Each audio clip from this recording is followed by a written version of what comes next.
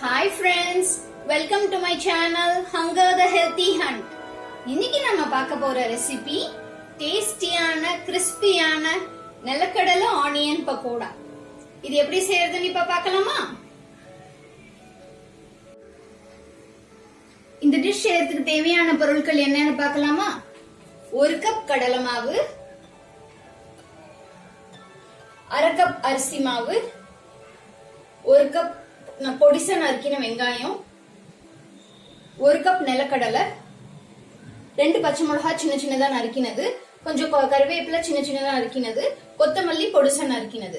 அப்புறம் இந்த டிஷ்க்கு தேவையான அளவு உப்பு, மஞ்சத்தூள், மிளகாத்தூள், சீரகத்தூள், பெருங்காயம். இப்போ ஒரு பவுல்ல நம்ம எடுத்து வச்சிருக்கிற கடலை மாவு, அரிசி மாவு,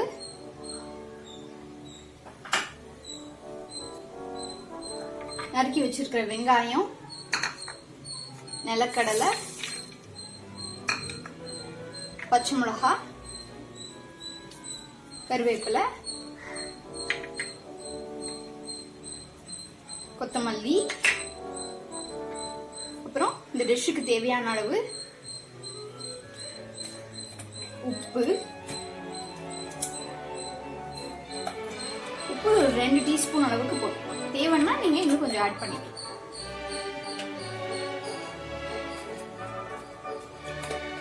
மஞ்சத்தூள்,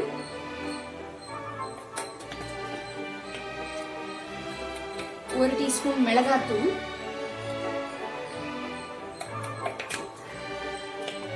ஒரு டீஸ்பூன் சீரகத்தூள், அப்புறம் பெருங்காயம். இது எல்லாத்தையும் போட்டு நல்லா மிக்ஸ் பண்ணணும். முதல்ல தண்ணி விடாம மிக்ஸ் பண்ணிக்கணும், அப்புறம் லேசா தண்ணி தெளிச்சு மிக்ஸ் பண்ணணும்.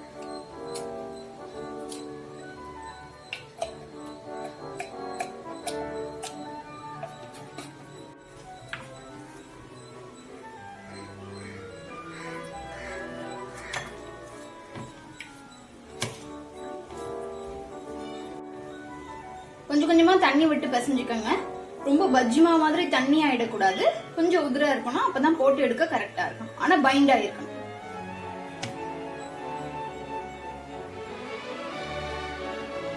ஆனியன் பாத்தீங்கன்னா தானாவே கொஞ்சம் நேரத்துல நீர்த்துரும். ஸோ ஒரு 5 மினிட்ஸ் வச்சீங்கன்னா அப்படியே நீர்க்கும் கொஞ்சம், அதுவே கொஞ்சம் பைண்ட் ஆகும்.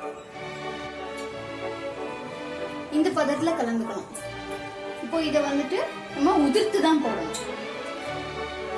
ஒரு சட்டியில ஆயில் வச்சு ஹீட் பண்ணி நம்ம அடுப்புல வந்து உதிர்த்து போட்டுருவோம்.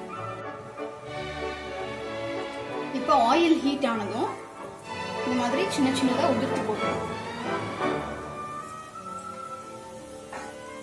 நான் பச்சை மிளகாய கட் பண்ணி போட்டிருக்கேன். அது வந்து குழந்தைங்க வாயில வரும் அப்படின்னு நினைச்சீங்கன்னா, கடி போடும் நினைச்சீங்கன்னா நீங்க வந்து அரைச்சு கூட போட்டுக்கலாம்.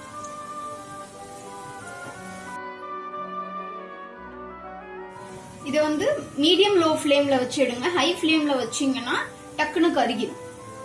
நல்லா வெந்ததுக்கு அப்புறம் திருப்பி போட்டு கோல்டன் ப்ரௌனா வர வரைக்கும் வச்சு எடுக்கணும். நல்ல கோல்டன் ப்ரௌனா வந்ததுக்கு திருப்பி திருப்பி போட்டுக்கோங்க. நல்ல கோல்டன் ப்ரௌனா வந்ததுக்கு அப்புறம் நீங்க அதை எடுத்துடலாம்.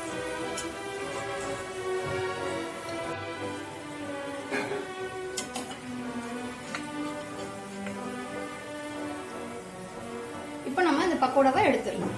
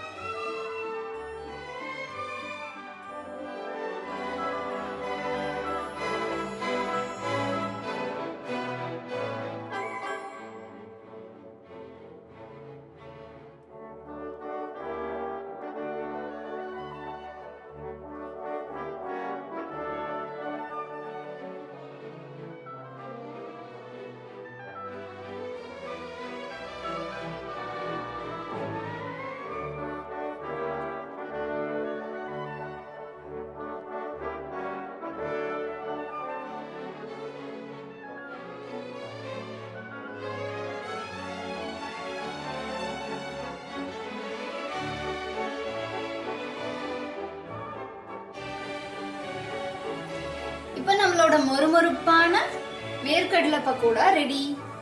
இதை நீங்க வந்துட்டு ஈவினிங் ஸ்நாக்ஸா சூப்பரா யூஸ் பண்ணிக்கலாம். இந்த சில் விண்டர் கிளைமேட்டுக்கு இது ஒரு ஏத்த ஸ்நாக்ஸ்.